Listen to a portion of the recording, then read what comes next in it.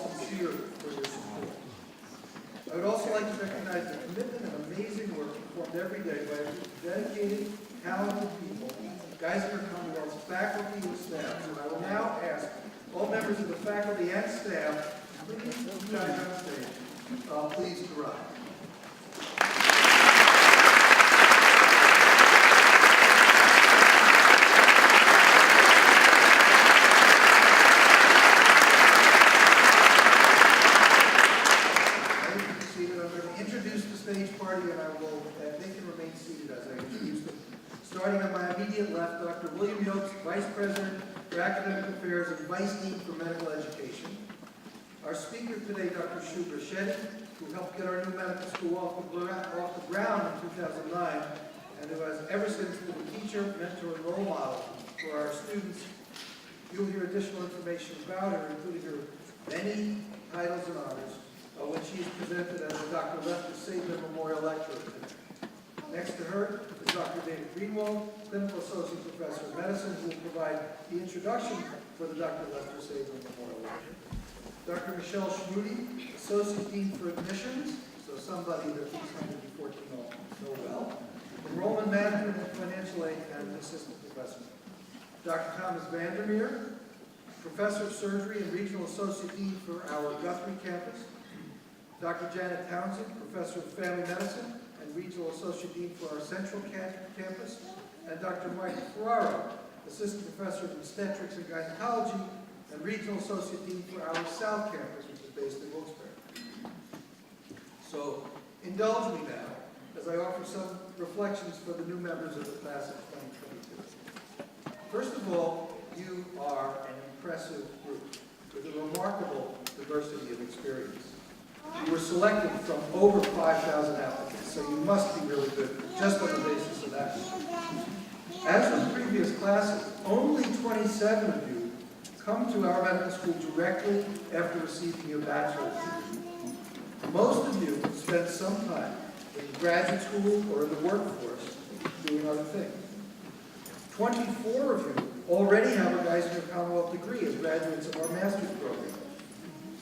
You have among you a combat medic in the United States Army, an officer in the United States Marine Corps, a Fulbright scholar, an intern, I assume a former intern at the Philadelphia DA's office, an Eagle Scout, a member of the Peace Corps, several research assistants at Academic Health Center, a learned scholar in Patton, a farm laborer, an AmeriCorps volunteer, a pharmacist, a healthcare consultant, an ICU nurse, a community health promoter in Peru, an intern with the National Institutes for Health, an author, a personal trainer, a veterinary technician, co-owner of a fashion clothing business, a college valedictorian, a DJ, a health coach, a church organist, an actor and singer, a number of serious athletes, including several runners who have completed marathons in Chicago and Philadelphia, a first-degree black belt in Kendo. Musicians in the class include a pianist, a violist, saxophonist, drummer, violinist, trombonist, clarinetist, and several guitar players. Fully half of you speak at least one other language, 12 of you speak 3 languages, and 6 of you speak 4 languages. Dancers among you do Irish step dance, hip-hop, jazz, and Bollywood. I want to remind all of you that we have a talent show in spring. Many of you have traveled extensively, including a number who have performed service activities in countries including Bolivia, Bangladesh, Haiti, Zambia, Jamaica, South Africa, Tanzania, Peru, Costa Rica, Nicaragua, Honduras, Kenya, Guatemala, and Ecuador. 28 of you have graduate degrees, and 28 of you are the first member of your family to go to college. We're particularly proud of that.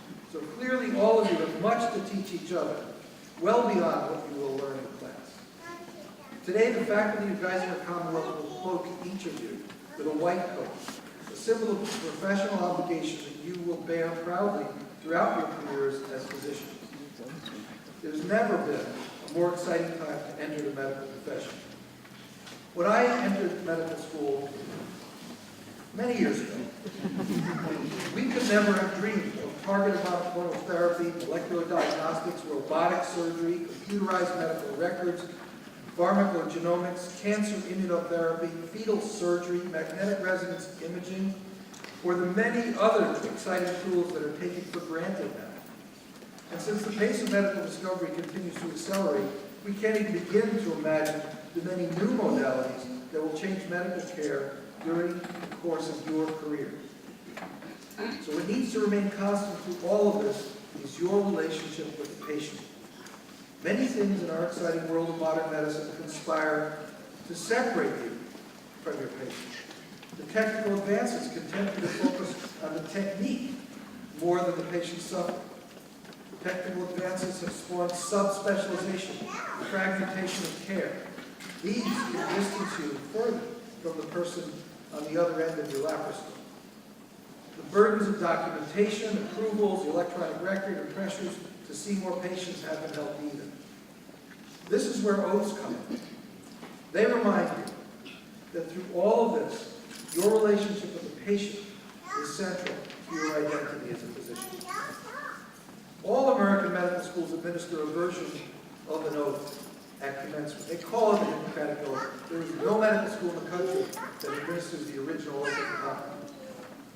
The first time medical students were given an oath upon beginning medical school was pretty recent, 1993, at the Columbia College of Physicians and Surgeons, where Dr. Arnold Gold was a pediatric neurologist on the faculty. It was through the active efforts of the Arnold P. Gold Foundation that white coat ceremonies now take place at most medical schools in the United States. The oath you are about to take is unique to Geisinger Commonwealth. It's relatively short. It's shorter than the one you'll take 4 years from now. But it encompasses the key elements of being a great physician. That your patients will be your first concern. That you are studying for their sake. That you acknowledge your limits. That you be gracious to your teachers and colleagues. This is not intentionally self-serving, the oath is written by students. This is a manifestation of that element in the Hippocratic Oath. That in your studies and in your life, you will manifest the dignity and integrity that your future patients will expect of you. That you practice humility. And a paraphrase of the lovely phrase from the Oath of Maimonides, may I never see in the patient anything but a fellow creature in faith. I encourage you to keep this oath in your hearts, to reread it at regular intervals during your odyssey through medical school, to keep you in mind of your higher calling and your obligation to your future patients. It's now my pleasure to introduce Dr. David Greenwald, who is here today representing the Saban family. Dr. Greenwald is a clinical associate professor of medicine and a respected member of the medical community and of our faculty. He and the entire Saban family have been great friends of the school and longtime champions of local medical education. Please join me in welcoming Dr. Greenwald.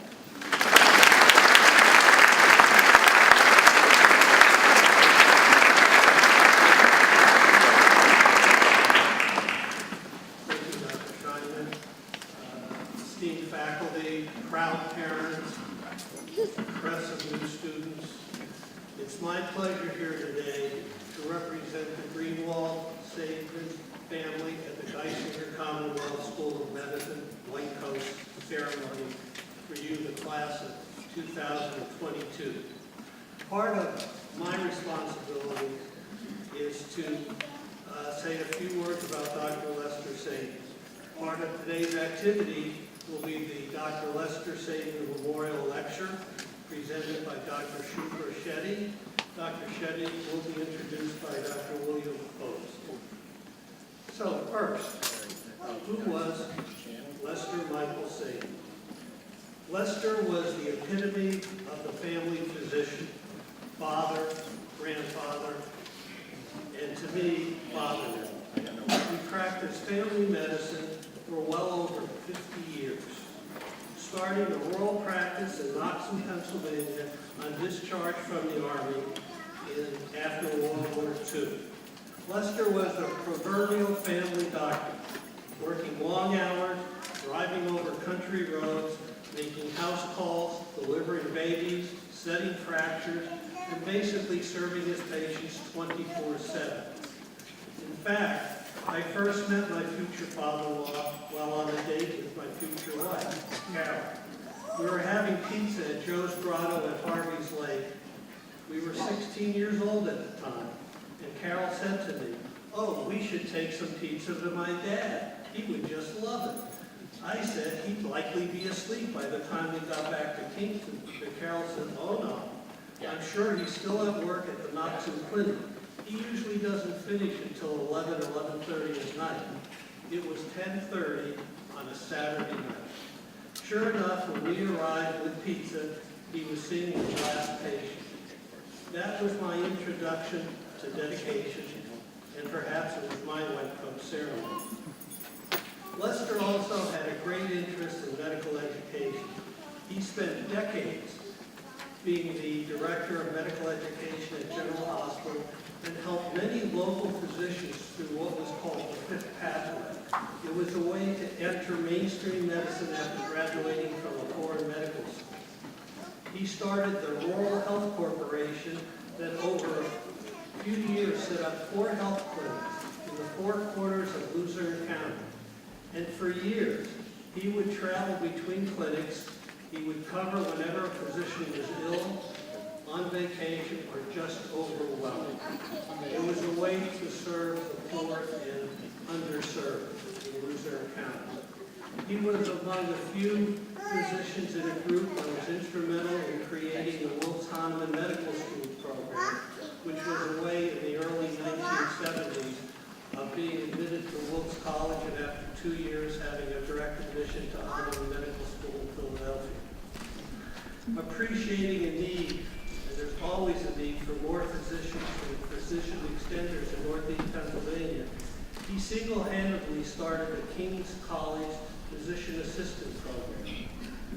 Today, it's grown to over 100 students each year. And for years, he was the primary teacher in the classroom as well as the clinic. He started the first emergency room association so that emergency care would be available for citizens of Luzerne County. So you can see that education was his passion. Medicine was his life. Lester Saban was a role model for me personally and for so many students that he mentored. He was a generation above me, and I'm a generation or 2 above you. The culture in which you will eventually practice medicine will be different. Therefore, I would like, before I finish, to share some thoughts with you on this very auspicious day. Always remember that you work for the patient, and only the patient. You don't work for any institution that may be your employer, or any insurance company who pays your fees. The Hippocratic Oath that Dr. Scheinman alluded to, that you will take, or some variation that you will take upon completion of your studies, emphasizes the fact that all your medical decisions will be for the welfare of the patient.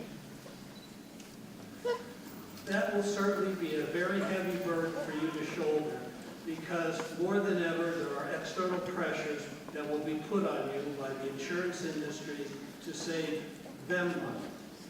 They are a business. You will be a physician. Second, there is no doubt that technology is great. Your generation is growing up with it, and you're comfortable with it. But please don't put technology between you and your patients. For reasons of efficiency and productivity, although I don't personally see it, the government insurance companies place great emphasis on technology and computerization. But technology cannot replace communication, the art of listening, the art of touch, and the art of empathy. Third, remember that medicine is a mixture of art and science, but success only with compassion and dedication.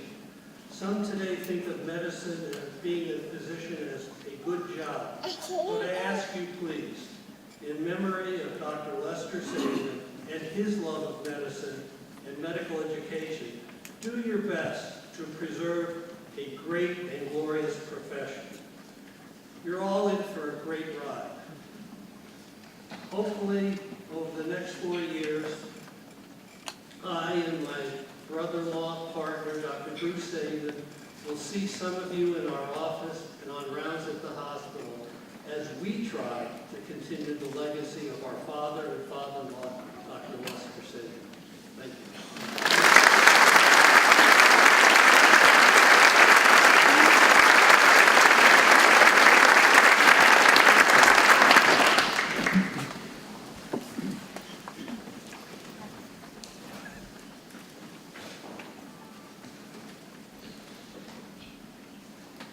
Thank you, Dr. Greenwald.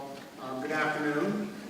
My name is William Yokes, and as you heard from the Dean, I am the Vice Dean for Medical Education and the Vice President for Academic Affairs here at Kaiser Commonwealth School of Medicine. Let me begin by first offering my congratulations to the class of 2022. I've been away most of this week, and I have not, as of yet, had an opportunity to address you as a group, so congratulations. It is also my privilege to introduce to you today Dr. Shubhra Shetty. We are honored to have Dr. Shetty as our white coat speaker. To you, the class of 2022, this ceremony is your introduction to the profession of medicine, and I cannot imagine a more qualified individual to speak to the importance of this moment. Dr. Shetty was born and raised in India in 1991. She came to the United States with her husband, also a physician, to complete internal medicine residency at SUNY Brooklyn, where the then recently identified AIDS, HIV epidemic was peaking. The experience of caring for those patients led Dr. Shetty to complete a fellowship in infectious disease at Thomas Jefferson University in Philadelphia, and subsequently to move to northeastern Pennsylvania, where she has resided for now close to 20 years. Dr. Shetty has had an accomplished career. She is past chair of medicine at Regional Hospital. She is a full professor of medicine at Kaiser Commonwealth School of Medicine and serves as our regional associate dean for the North Campus here in Scranton. These are clearly important accomplishments in her professional life. However, as impressive as they are, they fail to convey fully why Dr. Shetty is the ideal role model for each of you as you begin your medical careers. And I'd like to take a minute to explain that. Dr. Shetty chose early in her career to embrace the need to care for patients suffering from HIV-related illness. She did so at a time when these diseases were poorly understood but known to be highly contagious.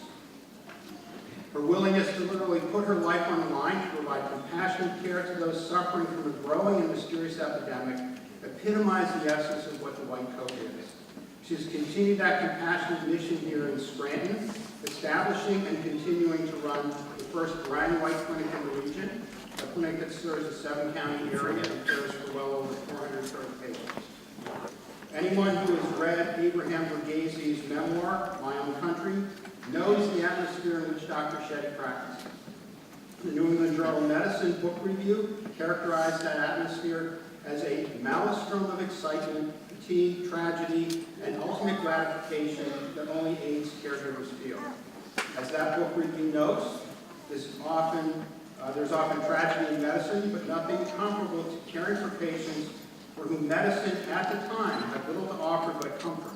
However, in giving that comfort, we as physicians often discover the essence of medicine and find in its purest form the reason we chose to become physicians.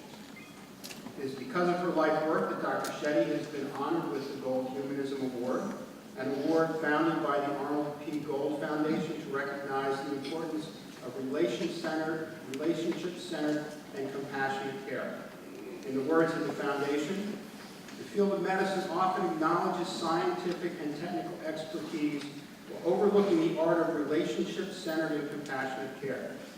With a complete physician, both science and humanism must be fostered.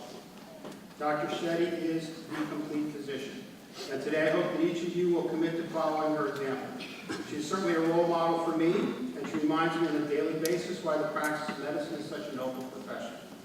Please join me in welcoming a gold standard role model for each of you as you begin your careers, as you progress to becoming complete physicians yourself. Dr. Shetty?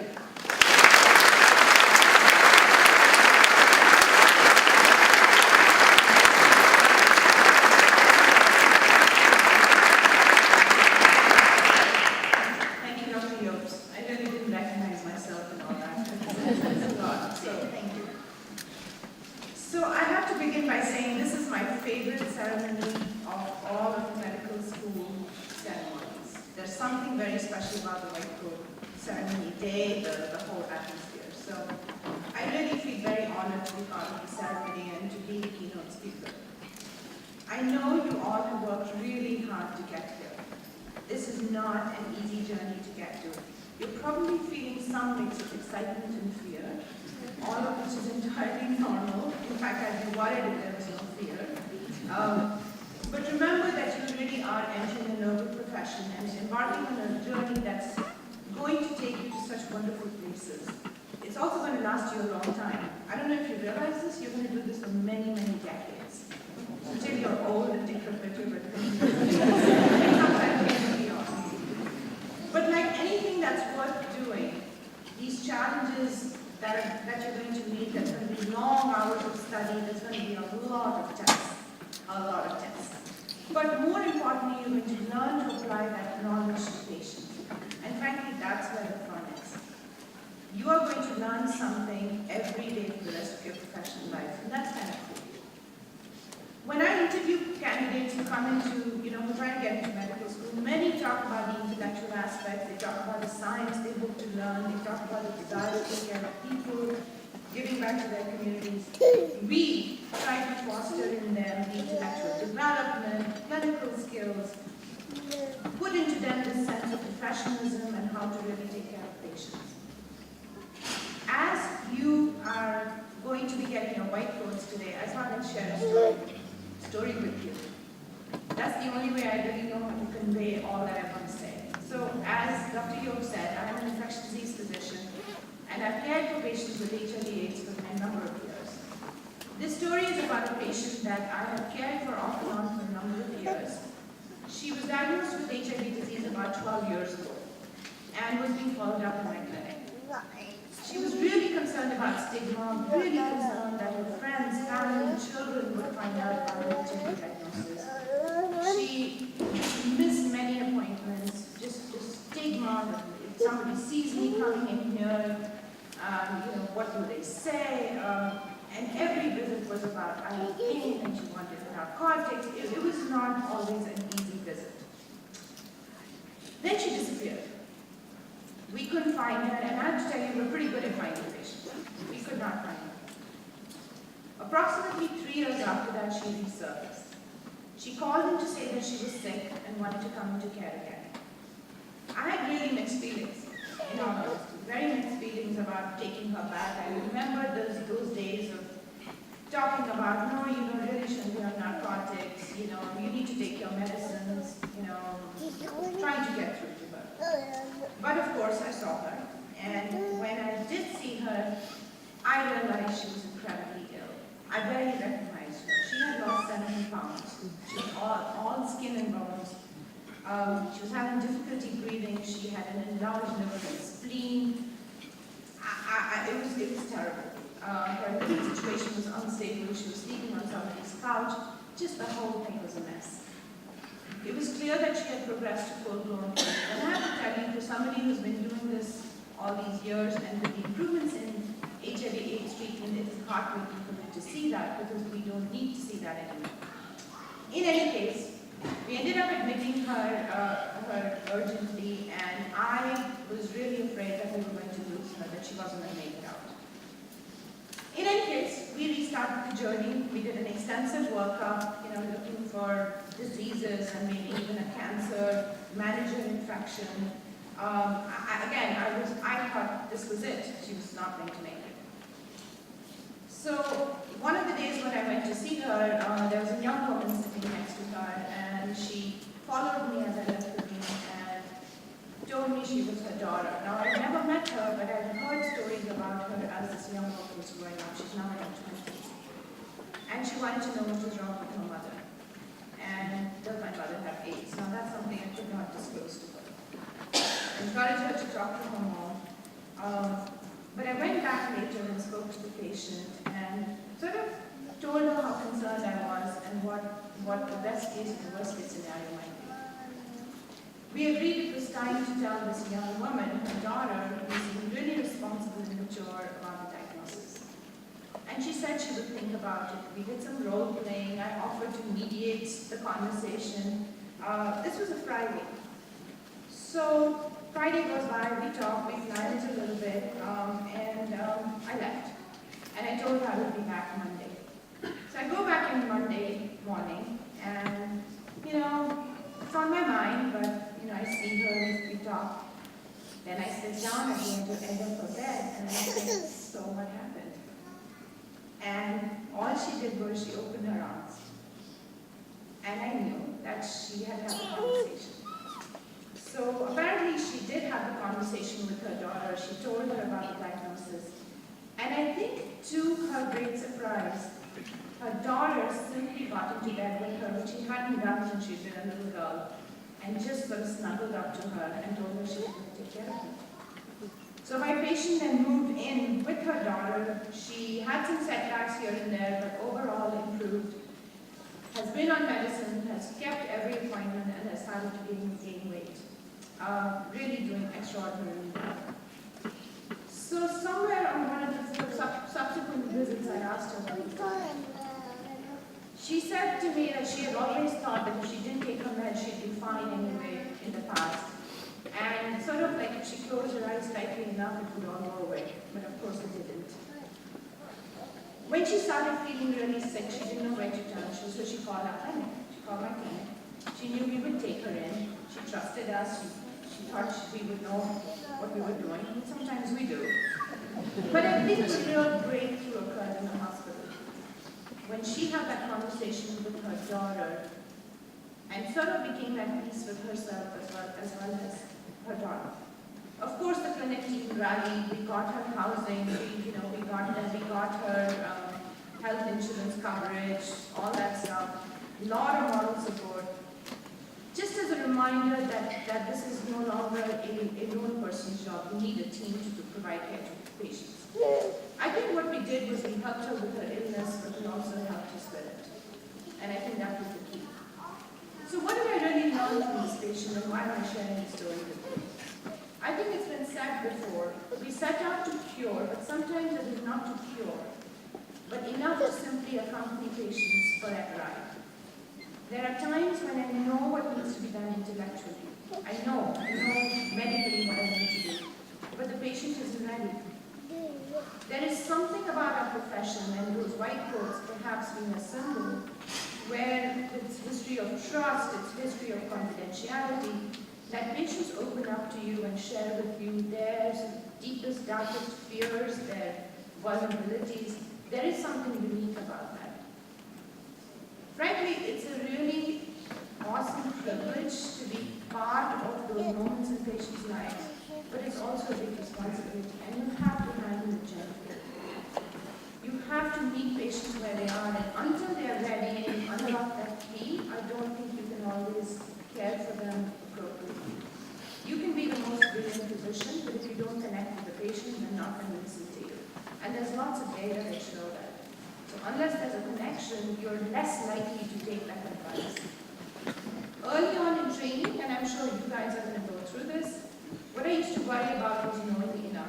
Oh my goodness, do I know enough? There's so much. The books are so big and articles are everything. And yes, that's true. There is a lot to know. I'm not going to sort of lie about that. There's a lot to know.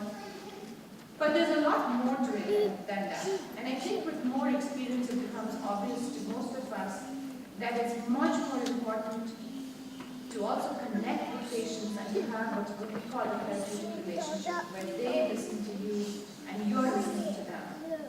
And they both have to happen. Sir William Osler, one of the giants in medicine, said, the good physician treats the disease, the great physician treats the person who has the disease. As evidenced by what patients are telling us, and some of my very respected colleagues have already said, medical knowledge or vast and necessary is not always enough. There are so many forces in today's medicine that are sort of pulling us away from those fundamentals. We are hurried, we have too little time to see patients, we are in front of computers, we write orders, but patients still value that human touch. It's really important for them. And we are losing something of ourselves if we don't hold on to that. In Being Mortal, which I know all of you have read, Dr. Gawande talks about the fact that sometimes we can offer a cure, sometimes only a salve, sometimes not even that. But whatever we can offer, our interventions and the risks and sacrifices they entail are justified only if they serve the larger aims of the person's life. When we forget that, suffering we inflict can be far better. When we remember it, the good can be breathtaking. There are so many stories patients tell us that make you just shake your head in disbelief. You don't live in the room, by the way, you come out to do that. There are so many vagaries of disease in human nature, and frankly, so many stories of strength and resilience as evidenced by my patients. In the midst of the day-to-day that we do, there are occasional moments of immense grace. Sometimes these are joyous moments, like a patient showing me her graduation pictures, be it from high school, be it from college. Somebody got a new job, which they have been striving for. Or a patient who's waiting for me to notice his new wedding ring, because now gay marriage is legal in the state. So there are so many funny moments as well. I mean, you really just crack up, because the stuff they tell you, you cannot make up. But then there are sad endings, and frankly, some of those are moments of great poignancy as well. As students of human nature, I feel we often get more from patients than we ever give them. You know, it's all nice to say, well, noble profession, etc. You get a lot too. They really are our best teachers if we let them. They allow us to have a glimpse in life that can be very different from our own. And frankly, it is not our place to judge them, especially when they're different from us. It's very easy to do that. It is crucial to remember their humanity and their unique mix of experiences, joys, and fears. Because that's what makes them unique. Our clinic nurse practitioner, who happens to be a Catholic nun, Sister Rukmini, I was telling my group yesterday, it's very appropriate for Scranton for a Catholic nun to be the nurse practitioner in HIV clinic. She talks about CPR, and she describes it as compassion, respect, compassion, presence, and reassurance, which is as good a mantra as taking care of patients as I can learn. Just remember our shared humanity and approach patients like you would want to be approached. I truly am filled with gratitude about being in a profession that allows me to be about patients' lives and to experience these wonderful moments of sharing and trust. I'm fortunate to be surrounded by absolutely wonderful colleagues, friends, and family. I would suggest that you, as you embark on this journey, do some self-care as well. Have some fun, make friends, and most importantly, invest some time for your loved ones. Meaningful time. Don't forget to do that. It's very easy to drown in the work, and this is just medical school. Wait till the comes next. Thank you very much for this opportunity to share some of my thoughts. So class of 2022, congratulations on joining us on this wonderful journey of learning and doing. I wish you the best and look forward to having you as our students. Thank you.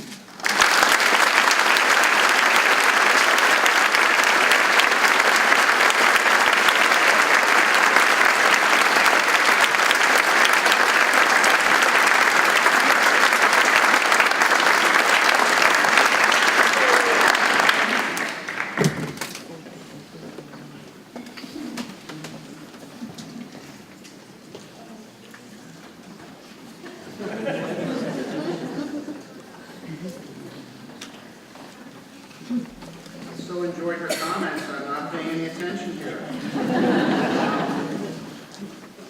So we're going to have to go back a little bit here. And I wasn't paying attention at all, so Dr. Shetty, I would like you to come up here. This also shows that we are all human.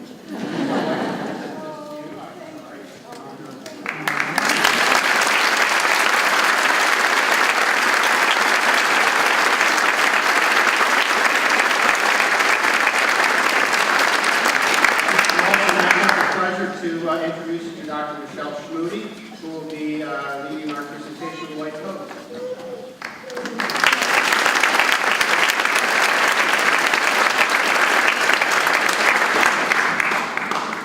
Thank you, Dr. Yost, and good afternoon, everyone.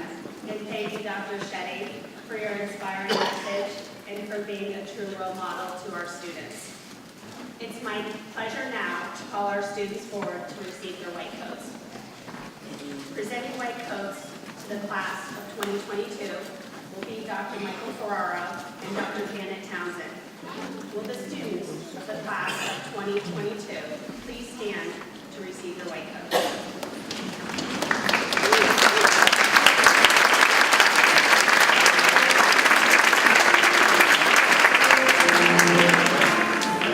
As the procession begins, I ask that you hold your applause until all the names have been called.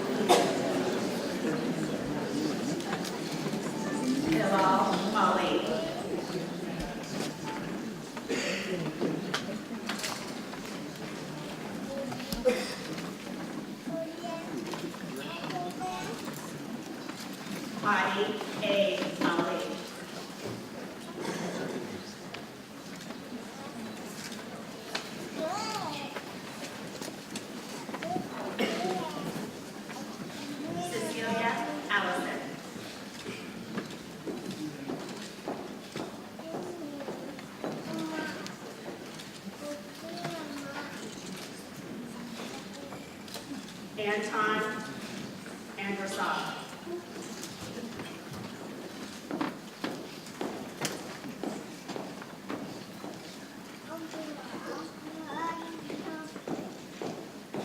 Jacob Arnold.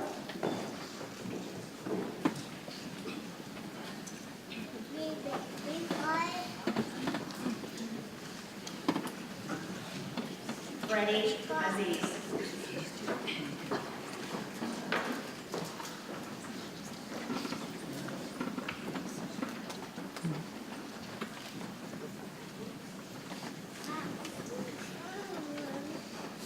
Brian N. Danis.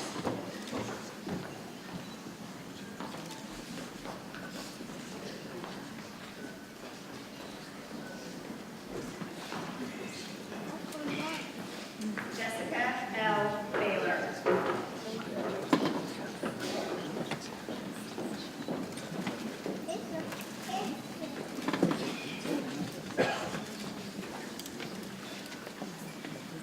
Alyssa Black.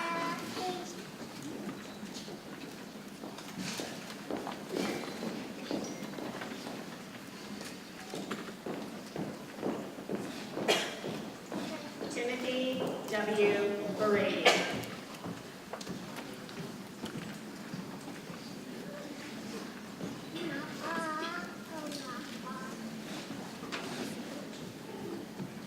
Nicholas Gordon.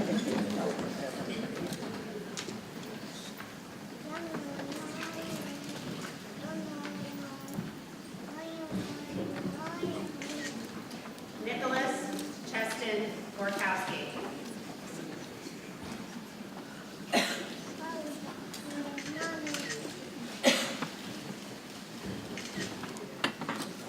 Ryan Brown.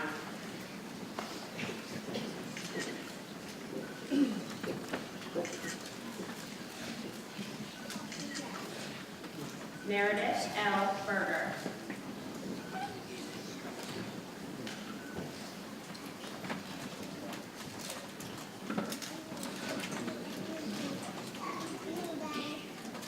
Kelly Kopp.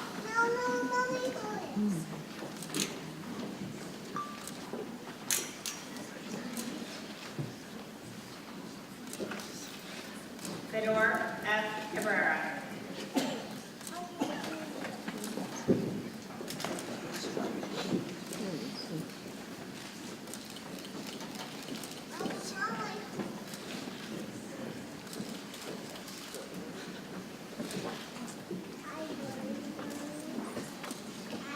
Morgan E. Caselli.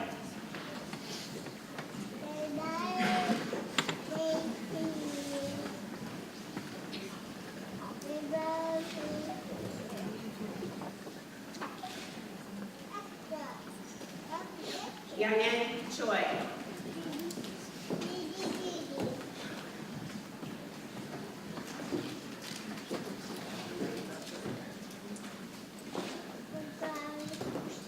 Emily Christie.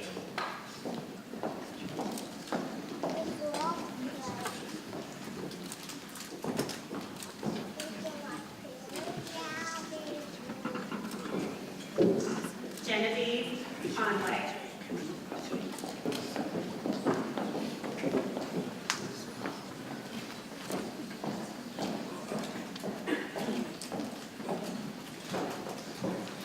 Sigal Dada.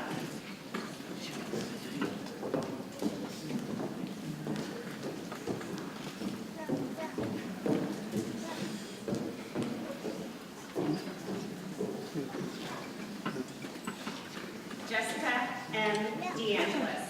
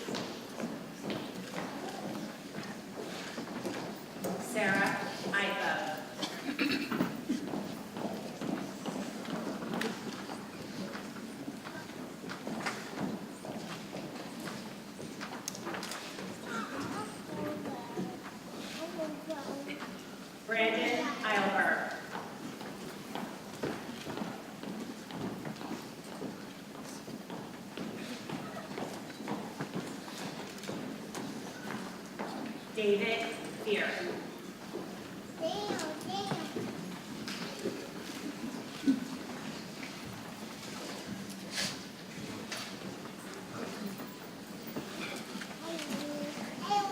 Nicholas Fiala.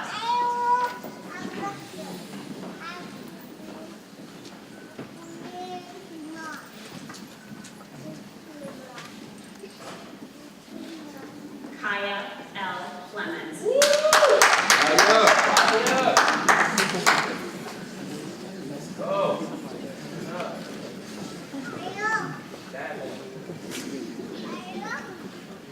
Leda Gagliardi.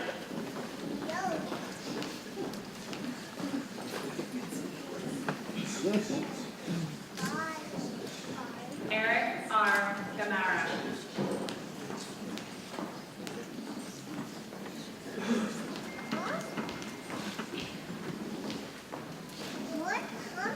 Bradley Michael Garcia.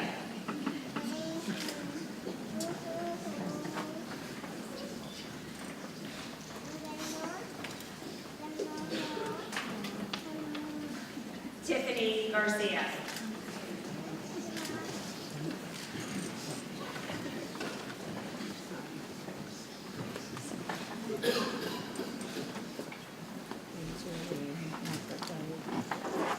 Alvena Gasheva.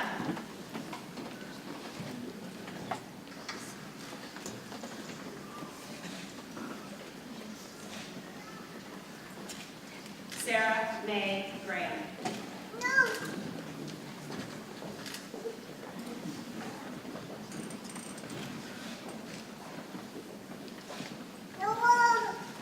Alexander Richard Haber.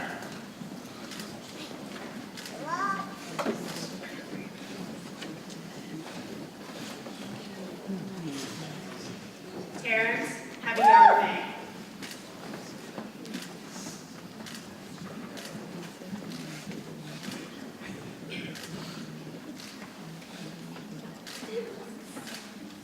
Hamid Khalil Hamid.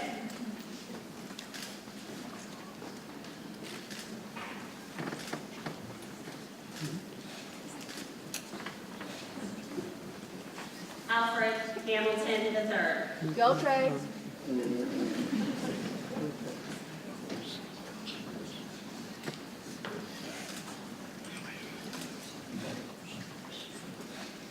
Anthony Hahn.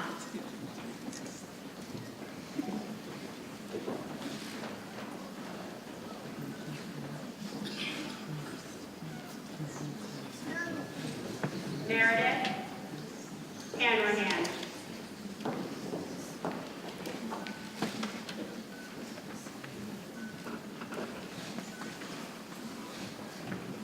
Anum Hayat.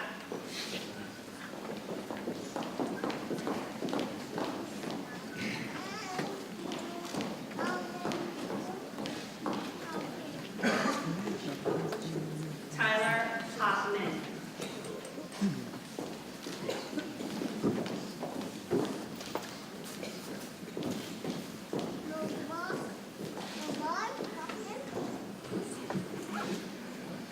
Jacob Hugel.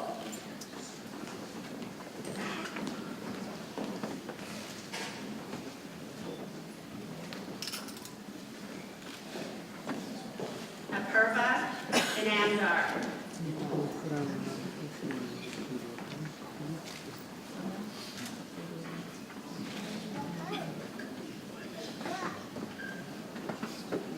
Monica Jabakar.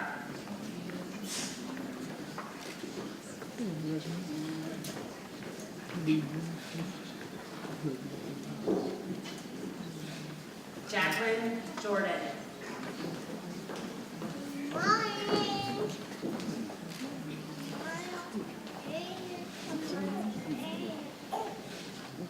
River Jordan.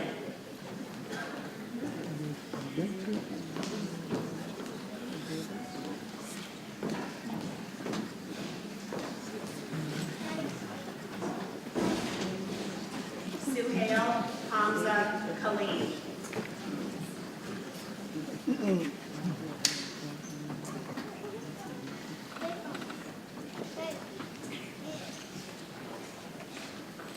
Amandeep Kaur.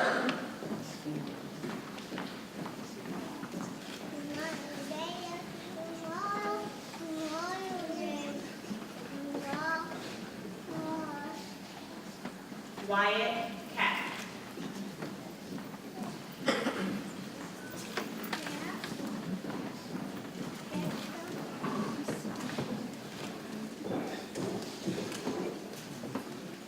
Justin Kosman.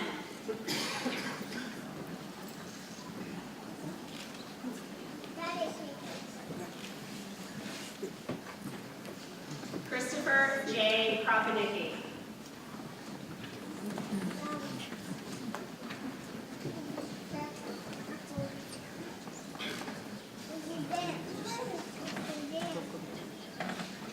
Alexandra Kahida.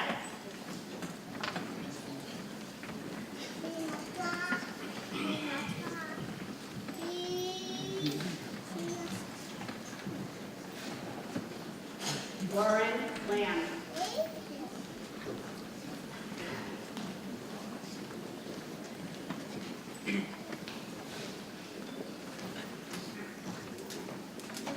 Zoe A. Landau.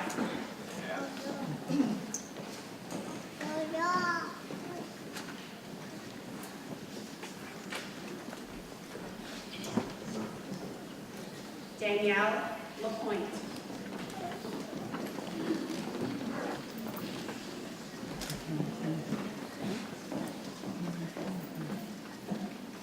Randy W. Lesh.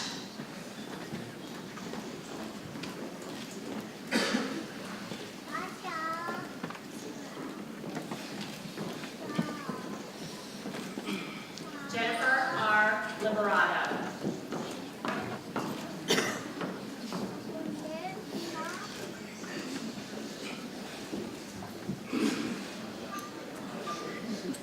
Ashante D. Littlejohn.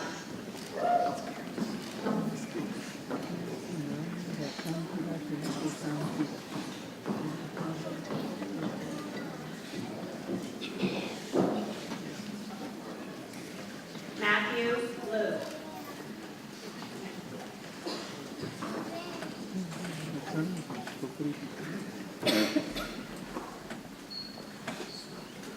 Laura Bogart.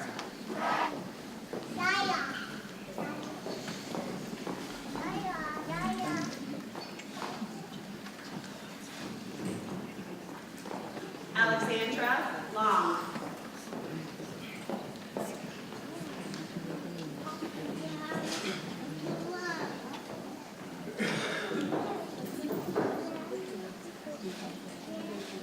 Luke Maffei.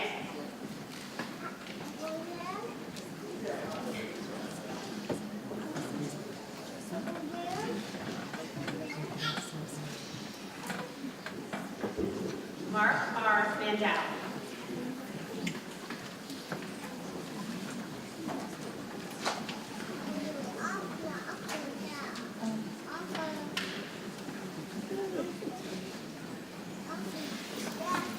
Farkey Matthew.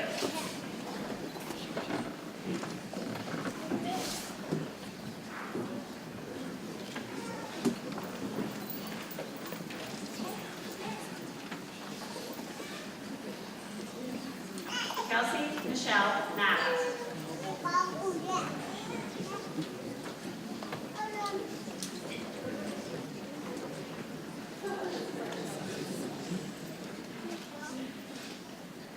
Tion Maurer.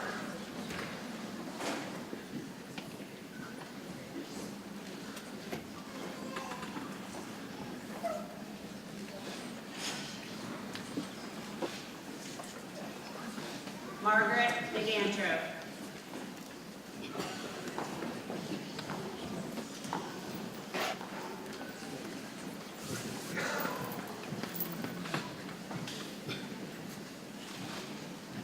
Dugan McGrath.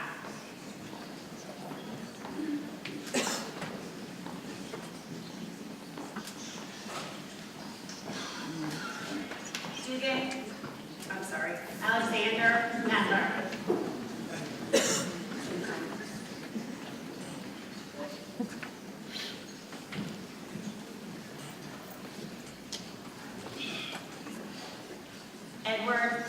Mizian.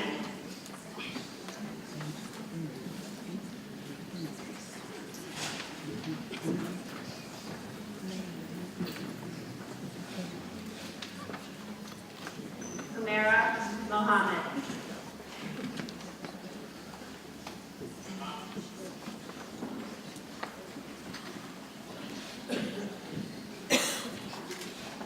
Bradley Morgan.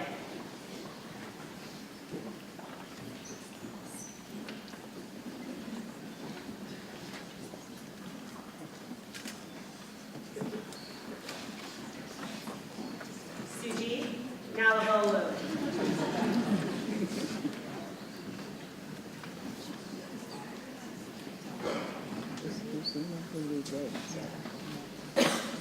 Andrea Michelle Nail.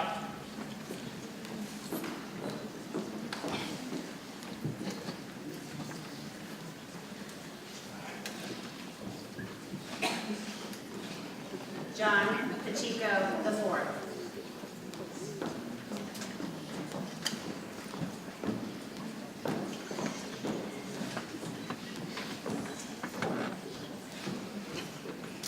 Jason S. Park.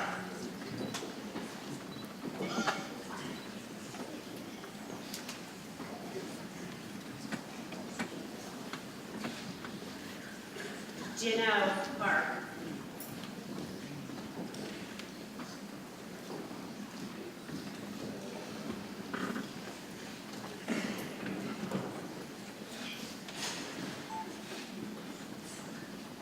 J.B. Patel.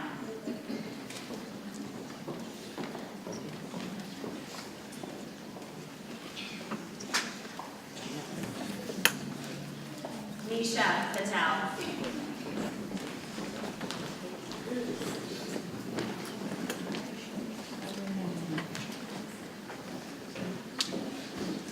Roshan Patel.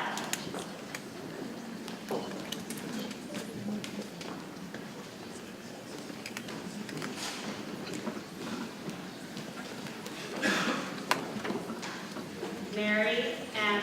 Pelkowski.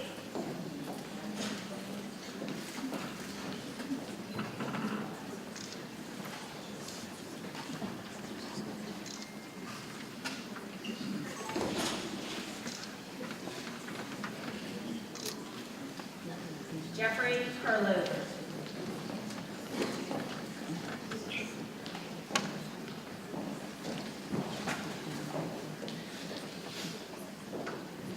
Daniel Petrosky.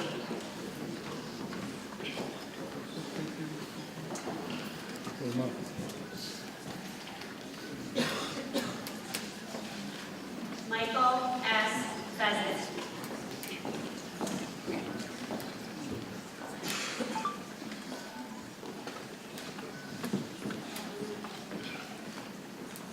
Stephen Picosa.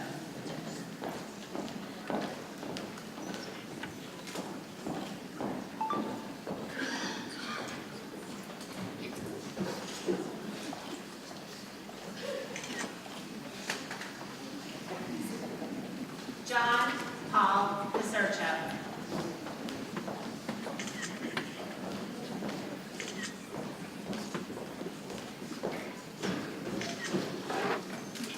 Richard Randall Potter III.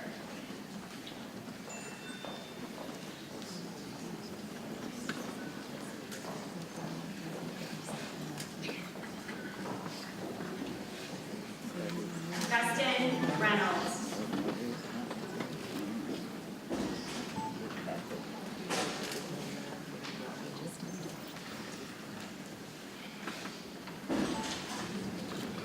Patrick X. Roman.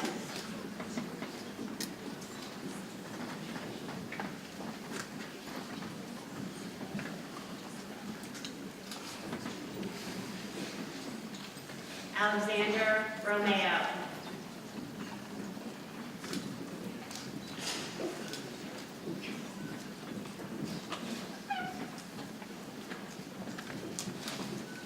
Caitlin Salaki.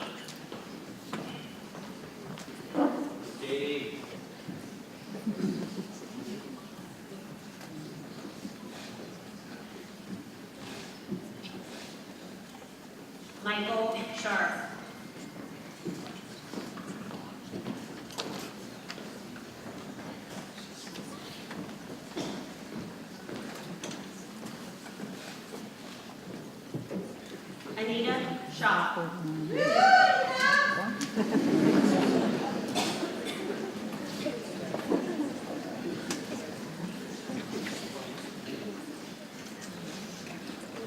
Labha Sharma.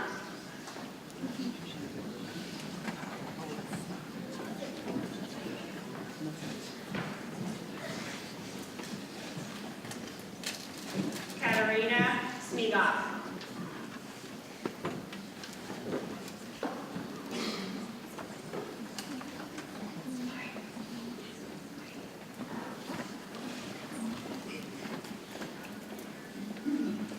Hannah Sofield.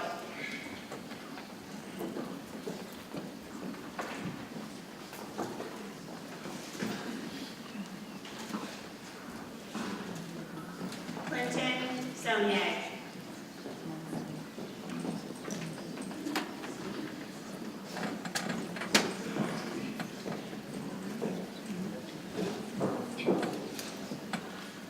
Corey Sirachi.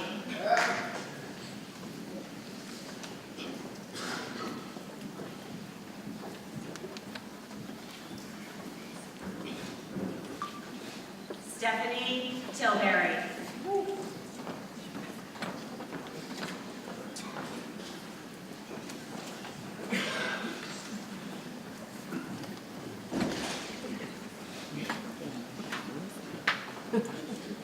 Caitlin Tilson.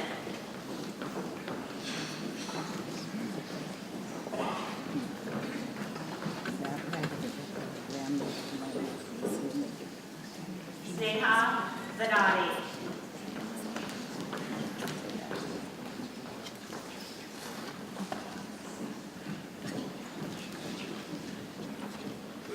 Jessica Valente.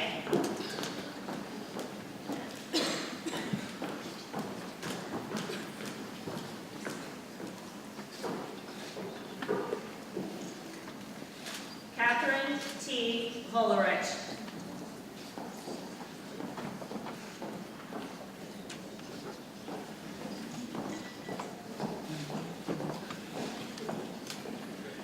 Sean Watson.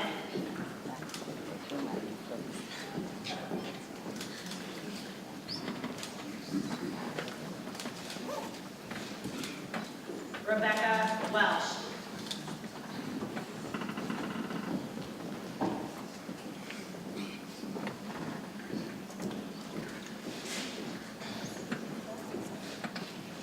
John Robleski.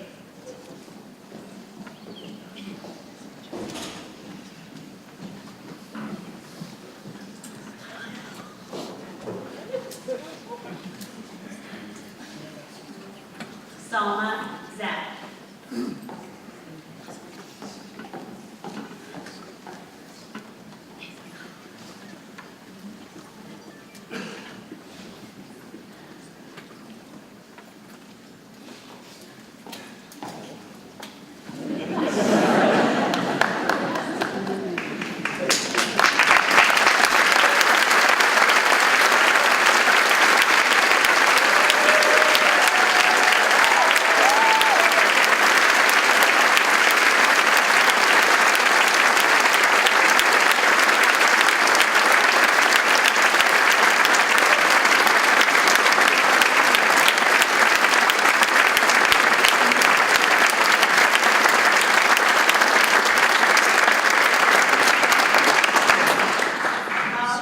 All of you must have known what was next in my speech because it was to give everyone, all of our students a round of applause.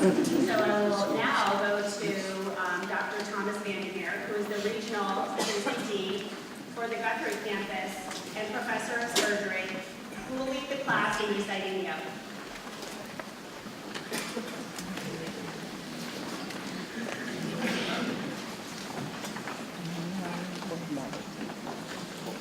Congratulations, class of 2022, and your profession of medicine. In your programs, there's the medical student oath, which is a common school of medicine, and reflecting on the words that have been spoken at the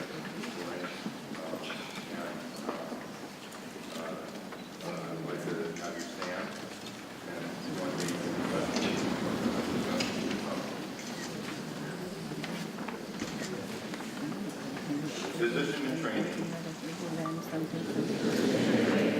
my patients will be my first concern. I will strengthen myself with the knowledge and compassion to care for them. I will acknowledge my limits, seeking help when needed. I will be gracious with my teachers and colleagues. I will manifest the dignity and integrity inherent in the noble profession to which I aspire.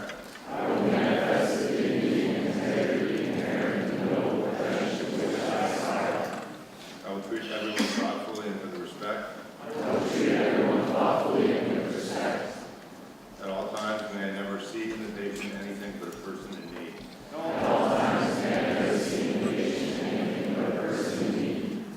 This oath I take freely upon my honor.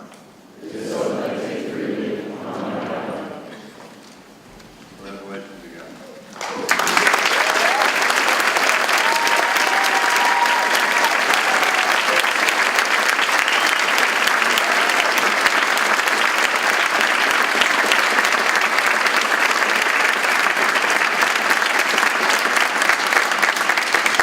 Please be seated without the time.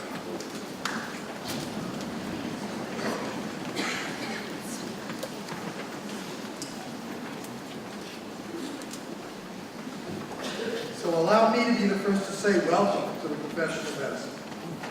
You all were great newcomers. I'll show you what generation I come from. I'll quote a comedian you may never have heard of, a guy from long ago called Billy Crystal. You look marvelous. You've already begun the hard work of becoming a doctor. It involves learning a lot of facts, yes, but those are not nearly as important as learning how to gather and process information, how to think like a doctor, how to become a lifelong learner. Our curriculum has you working with patients early on, so these white coats will soon be your workload. But they can be a danger, too. Some doctors succumb to the temptation to think of their white coats as a shield, or a barrier, or a status symbol. Taking care of patients is a frightening thing. The responsibility is intimidating. But more than that, the patient's illness is a frightening thing. It reminds you that you are vulnerable. You are mortal. If you are not grounded and mature and comfortable with your own mortality, it's hard to be there for your patients as you need to be. That's a lot to expect, and it's something that the white coat really doesn't help with. Some doctors create a distance between themselves and the patient as a defense mechanism. They stand at the foot of the bed using the long Latin terms that we will teach you, talking about the patient in the third person, wearing their white coat proudly, as if it says to the patient that you are above them, as if it says to you that you are safe from becoming like that patient. You won't be one of those doctors.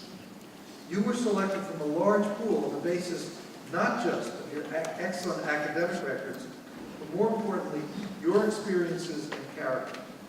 The values of Geisinger Commonwealth, which are woven into our curriculum, are focused on the patient, on caring. You will be as well. You will come to see this white coat not as a symbol of status, but as a reminder that your role is one of service to the community and to your patients. In that spirit, you should wear it proudly. So, to the Geisinger Commonwealth class of 2022, I offer with excitement my sincere welcome to Geisinger Commonwealth and to the medical profession. To the audience, now we go into the sublime and very mundane. I ask that you remain seated while our students in the stage party exit, and I invite everyone to a reception at our Medical Sciences building at 525 Pine Street, immediately following it. Thank you very much.